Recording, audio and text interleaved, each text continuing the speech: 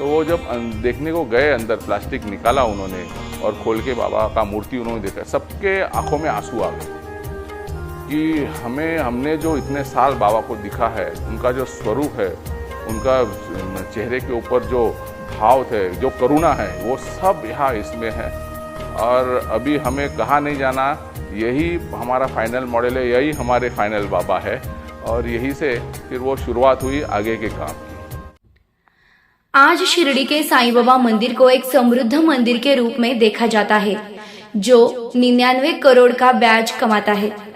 7 अक्टूबर को साईं बाबा की मूर्ति के 68 साल पूरे हो गए। लेकिन क्या आप इतिहास जानते हैं कि शिरडी में ये संगमरमर कैसे आया, कहां से आया, कौन लाया? नहीं ना, यह मूर्ति साईं जी के व्यक्तित्व की तरह ही रहस्यमयी है। साल 1952 में इटली से मुंबई के गोदी में सफेद संगमरमर का एक बड़ा टुकड़ा आया।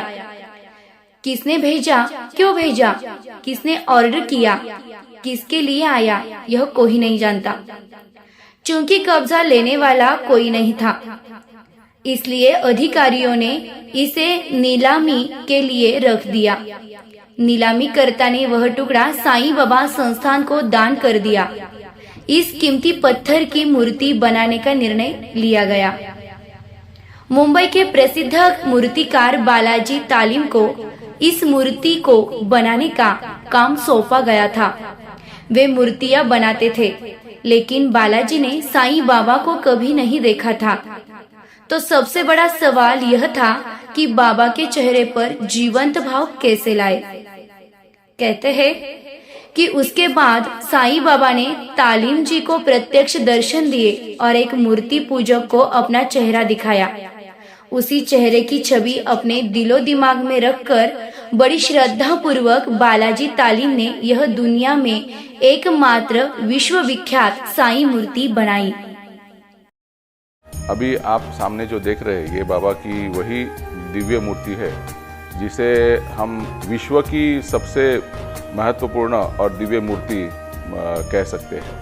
ये मेरे ग्रैंडफादर ने, दादाजी ने 1954 में बनाई और इसी के ऊपर से उसका जो अभी शिरडी में प्रतिमा है मार्बल की, इटालियन मार्बल की, वो मूर्ति इसी के ऊपर से यही वास्तु में यहाँ बनाई गई।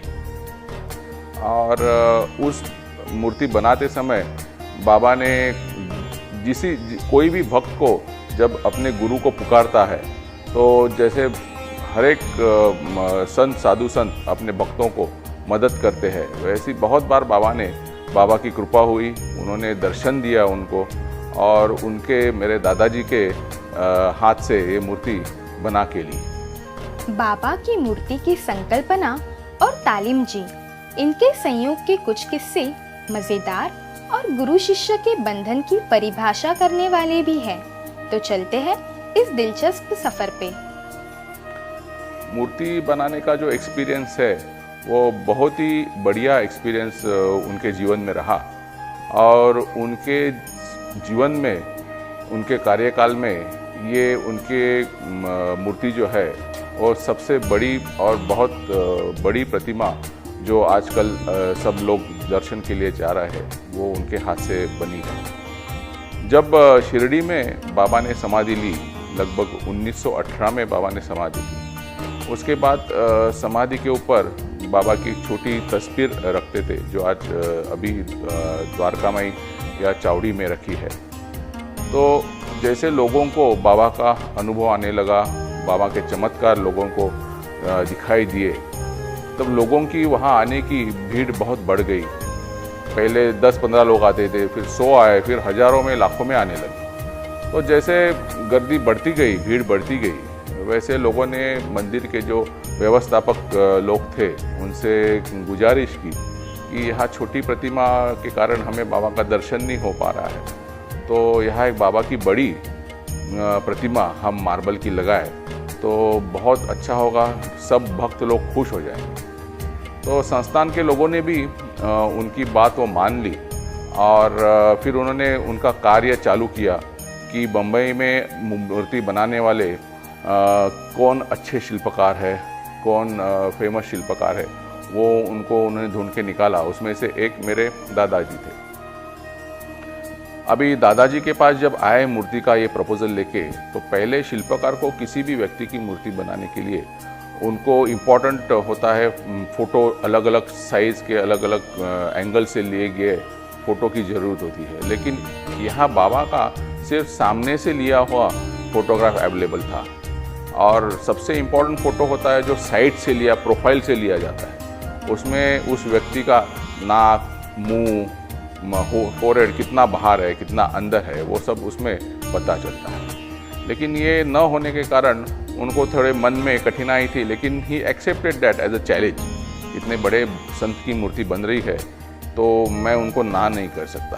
तो उन्होंने वो मूर्ति का कार्य लिया, और संस्थान के लोगों ने बाकी के भी और दो जो ढूंढ के निकाले थे शिल्पकार, उनको भी उन्होंने वही फोटो दिए, और तीनों को कहा कि जिनका भी सबसे बढ़िया मॉडल बनेगा, हमारे यहाँ जब बाबा को देखे हुए जो लोग हैं वो जिसको अप्रूव करेंगे वही हम मॉडल फाइनल करने को बोलेंगे।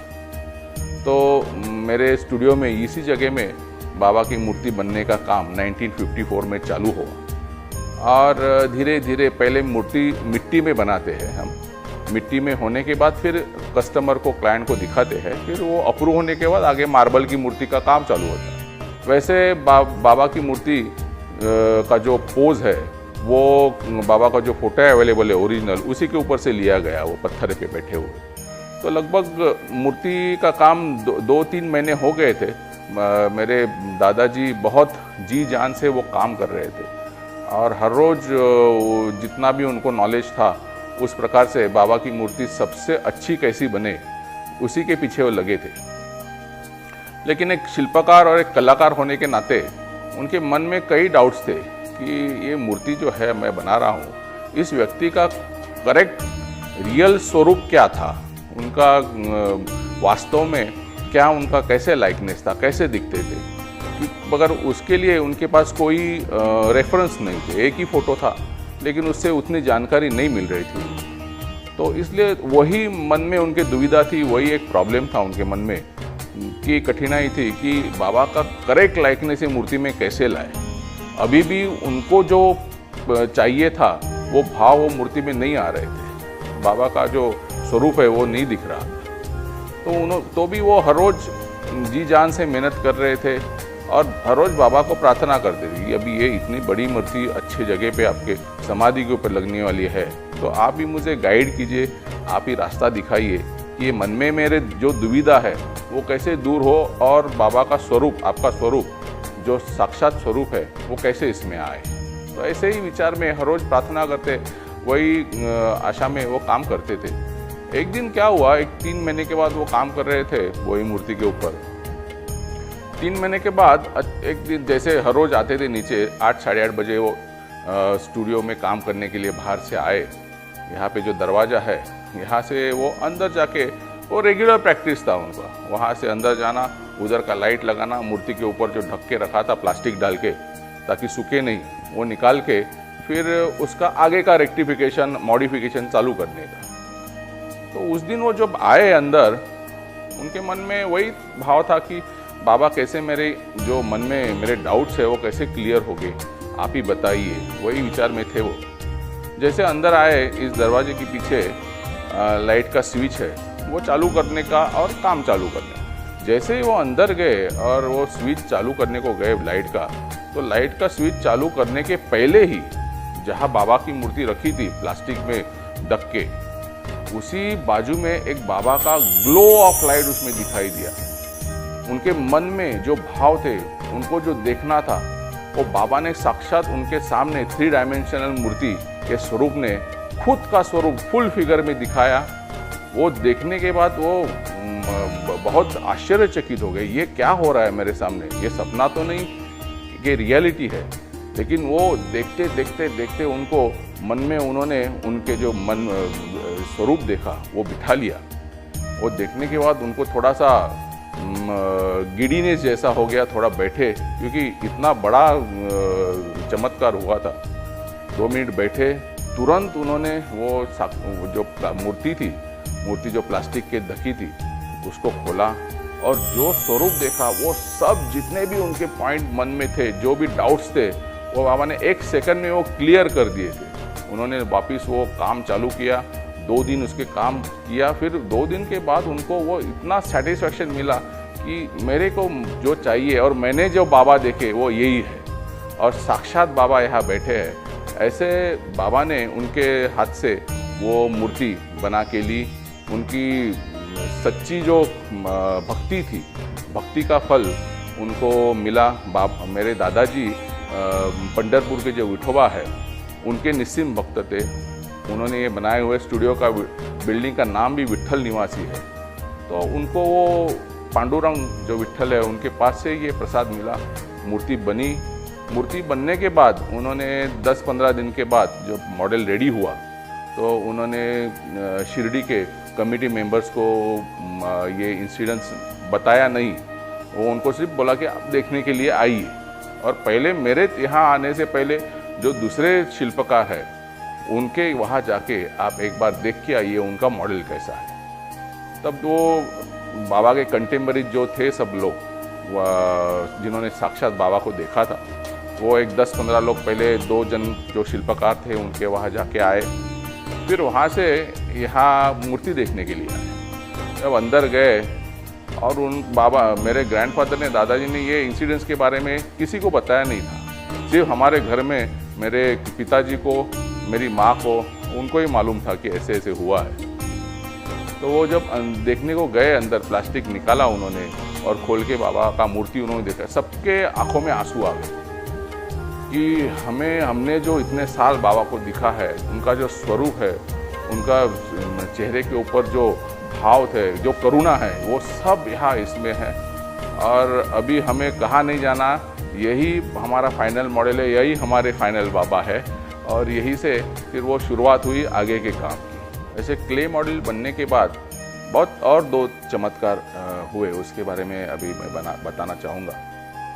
जैसे ये मूर्ति अप्रूव हुई, सब लोगों ने आके देखा, अप्रूव हुई। फिर बाद में ये मूर्ति मार्बल में बनाने की प्रोसेस चालू करने के लिए संस्थान के लोगों ने उनको कह दिया कि आप आगे का मूर्ति अभी मार्बल में बनाइए, ताकि हम वहाँ समाधि पे लगाने के बाद उसे अभिषेक वगैरह सब कर सकेंगे। तो रेगुलर प्रैक्टिस में जब मूर्ति बनाते थे मेरे दादाजी, तो वो राजस्थान से पत्थर मंगाते थे। राजस्थान से पत्थर आता था और उस पत्थर में यहाँ मूर्ति बनाई जाती है। तो इस कारण उन्होंने वो मूर्ति का ऑर्डर, पत्थर का ऑर्डर उन्होंने वो राजस्थान में दिया। और जहाँ खान मालिक है उन्होंने उनको कहा कि 2-3 महीने में अच्छा पत्थर में ढूंढ के आपको यहाँ भेज दूंगा। तो ये होने के बाद मेरे दादाजी निश्चिंत थे, वैसे ही दूसरे काम भी कर रहे थे स्टूडियो में। एक दिन उनके अचानक मित्र, पुराने मित्र उनको मिलने को आ गए और उन्होंने पूछा दादाजी को कि आपके यहाँ अभी क्या काम चल रहा है, क्या नया मूर्ति बना रहे हैं। तो उन्होंने कहा साईं बाबा शिरडी के जो महान संत है उनकी अभी मूर्ति मैंने बनाई, लोगों को बहुत पसंद आई, उसका क्ले मॉडल अप्रूव हुआ और अभी आगे के प्रोसीजर के लिए मैंने मूर्ति का मार्बल का ऑर्डर मकराना राजस्थान में दिया हुआ है। तो वो जो मित्र आए थे वो बॉम्बे पोर्टर्स में मुंबई में काम करते थे। तभी उनको एकदम क्लिक हुआ कि अपने यहाँ पोर्ट पे डॉक में एक 1.5 साल पहले से एक आया हुआ एक पत्थर बहुत दिनों से पड़ा है। उनको मालूम जानकारी नहीं थी पत्थर की, ये कौन सा पत्थर है, किसके काम में आएगा, क्या है। लेकिन उनका वो पत्थर का 2 बार उन्होंने ऑक्शन करने का भी सोचा, कोई नहीं आया, किसी ने मंगाया या क्लेम करने के लिए भी कोई नहीं आ रहा था। तो इसलिए वो ऐसे बीच में रास्ते में पड़ा था उनके डॉक में, तो उनको वो उसकी अड़चन हो रही। तो उन्होंने कहा कि आप एक बार मेरे साथ मेरे डॉक में आइए बॉम्बे पोर्टर्स का, वहाँ देखिए एक पत्थर बहुत कम से कम 1.5 साल से पड़ा है और हमें तो कोई उसका उपयोग नहीं है, हम तो कहा दूसरी जगह डाल देंगे, लेकिन आपके अगर कुछ काम में आता हो तो आप देखिए। तो दादाजी को लगा कि कोई होगा ऐसे काला पीला कोई पत्थर आया होगा, उसका तो मुझे कुछ काम उसमें नहीं हो सकता है। तो भी उन्होंने बोला कि इतने बुला रहे तो एक बार जाके देखेंगे। तो एक 3-4 दिन के बाद उनके साथ वो लेने के लिए आए उनको, तो उन्होंने बोला कि थोड़ा हथौड़ी और चीनी भी लेना, ताकि उसके ऊपर धूल बैठी है, पूरा काला हुआ है, तो थोड़ा सा काम करके फोड़ के देखेंगे तो अंदर कैसा है आपको मालूम पड़ेगा। तो वो हथौड़ी और चीनी लेके गए और वहाँ जाने के बाद देखा तो बहुत बड़ा पत्थर पड़ा था। उन्होंने पहले उसको नापा, अपने साइज़ का, अपने काम का, उसमें कुछ हो सकता है, मूर्ति बनेगी या नहीं। तो एग्जैक्ट साइज़ का वो पत्थर था। और उन्होंने जब ऊपर की धूल जो बैठी थी, मट्टी बैठी थी, कालक बैठी थी, वो जब निकालने की कोशिश की और उसमें से उन्होंने जब अंदर का अच्छा फ्रेश पत्थर जो था उन्होंने खोलने को शुरुआत की, तो वो भी खुद अचंभित हो गए कि ये pure white first quality Italian marble block same size का जो मूर्ति बन रही है बाबा की, यहाँ आया कैसे, किसने मंगाया, कौन लेने के लिए तो आ नहीं रहा है, तो इसके पीछे किसका हाथ है, तो बाबा का ही हाथ होगा। उन्होंने अपने काम के लिए जो विश्व का सबसे बेहतरीन से बेहतरीन मार्बल जिसको बोलते हैं इटालियन मार्बल, जो करारा से आता है, रोम से 300 किलोमीटर पे करारा करके एक सिटी है, वहाँ पे ये मार्बल की खदानें हैं और वहाँ से जो ब्लॉक निकलता है। ने पुराने ज़माने में जितने भी बड़े बड़े शिल्पकार हुए, जैसे माइकल एंजेलो है, उन्होंने भी सारी मूर्तियाँ यही पत्थर में बनाई। तो this is suppose to be the best. लेकिन वो टाइम में किसी को जानकारी यहाँ न होने के कारण लोग यहाँ ला नहीं पाते। लेकिन बाबा ने ये अपने लिए विश्व का सबसे बेहतरीन मार्बल वहाँ से ढूंढ के खुद ही मंगाया, फिर अपने भक्त को उन्होंने दे दिया और उसी में वो मूर्ति बनी और वो आज दिव्य मूर्ति शिरडी में आप समाधि के ऊपर देख रहे हैं। हाँ, जिस प्रकार से बाबा की मूर्ति बनाते समय मेरे दादाजी के साथ 2 चमत्कार हुए जो भी मैंने बताए, इसी तरह और एक तीसरा चमत्कार यही मूर्ति बनाते समय हुआ और वो बताना बहुत इम्पोर्टेंट है, ऐसा मैं समझता हूँ। जैसे मूर्ति का पत्थर बॉम्बे पोर्टर्स से संस्थान ने खरीद के फिर मेरे दादाजी को दिया और मूर्ति शुरुआत करने के लिए उन्होंने बताया, तो उन्होंने लगभग 2-3 महीने उसके ऊपर काम किया। लगभग 50% यहाँ का पूरा ऐसे काम हो चुका था मूर्ति का, और धीरे धीरे अभी नीचे का वो साइड में जाके उनको काम चालू करने का था। तो वैसे वहाँ काम चालू हुआ, एक 10-15 दिन के बाद उनको ऐसे पता चला कि वहाँ से ये इस पार्ट में से कुछ अलग सा अजीब सा आवाज़ आ रहा है, जैसे कोई कांच का बर्तन जब टूटता है और उसका जो पोकल आवाज़ आता है, और जो इंटैक्ट बर्तन रहता है या कोई ग्लास रहती है उसमें जैसे क्लैरिटी और ठोस आवाज़ आता है, वैसे ही इस पत्थर में उनको लगा कि अंदर कोई क्रैक है या कोई एयर पॉकेट है, इसकी वजह से वो दबा हुआ आवाज़ आ रहा है। बाकी मूर्ति में, बाकी सब जगह पे वो क्लैरिटी थी आवाज़ में, सिर्फ वो पार्ट में वो साउंड का थोड़ा प्रॉब्लम था, लेकिन उसमें कोई उपाय नहीं था। उसमें हल्की सी अंदर कुछ क्रैक होने की संभावना थी, एयर पॉकेट हो सकता था। अभी वो अंदर कहाँ जाएगा, जो अपने को मार्बल ब्लॉक चाहिए वो उसमें बचेगा या वहाँ से पैर टूट जाएगा, उंगली टूटेगी, वो कुछ उनके ध्यान में नहीं आ रहा था, वो उसका अंदाज नहीं लगा पा रहे। लेकिन उसमें उनके पास कोई उपाय नहीं था, काम तो करना ही था।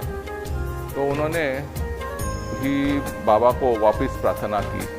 बाबा को उन्होंने बताया कि ऐसे ऐसे अभी कर रहा हूँ मैं, अभी कल गुरुवार है, कल करने वाला हूँ आगे का काम, तो आप जरा देखिए क्या करना है। तो उन्होंने सुबह काम चालू किया उसमें, और धीरे धीरे काम चालू करते समय अचानक सा ये जो पोजीशन, ये पैर है, इसके पैर के नीचे जो पार्ट था उसमें से उनको थोड़ी सी क्रैक दिखाई दी, और वो क्रैक दिखने के बाद, क्रैक कभी भी सीधी ही अंदर जाती है, वो कभी आज तक किसी ने देखा नहीं कि मार्बल की क्रैक कभी मुड़ गई है ऐसे और दूसरे जगह से वो निकल रही है। तो उनको लगा कि अभी तो ये क्रैक जा रहा है, ये अंदर ही ऐसे जाएगा, ये इतना पैर उसका पार्ट निकल जाएगा। तो अभी उनके पास कुछ दूसरा मार्ग नहीं था, उन्होंने चालू किया, काम कर रहे थे काम। लेकिन क्या हुआ, बाबा की इतनी उनके ऊपर कृपा थी और उनका सहकार्य था बाबा का, तो काम करते करते अचानक यहाँ का जो नीचे का अनवांटेड पोर्शन था, वो क्रैक जो अंदर जा रही थी ऐसी, वो टूट के गिरा और वो इस क्रैक मूर्ति यहाँ की से मुड़ गई। प्रतिष्ठापना 7 अक्टूबर 1954 यानी 68 साल पहले हुआ था। मार्बल तो साईं बाबा संस्थान की स्थापना 1923 में हुई थी। कायदे कानून है, उस समय संस्थान के पास कुल 1445 रुपए जमा राशि थी। जो भक्त ने उनके आज संस्थान के पास 15 राष्ट्रीयकृत बैंकों में लगभग 1500 करोड़ रुपए जमा है। और मूर्ति यह भी उतना ही सच है कि आज भी बाबा की जीवित शक्ति को महसूस करने वाली इसी मूर्ति की बदौलत साईं संस्थान की संपत्ति हर साल करोड़ों की दर से बढ़ रही है।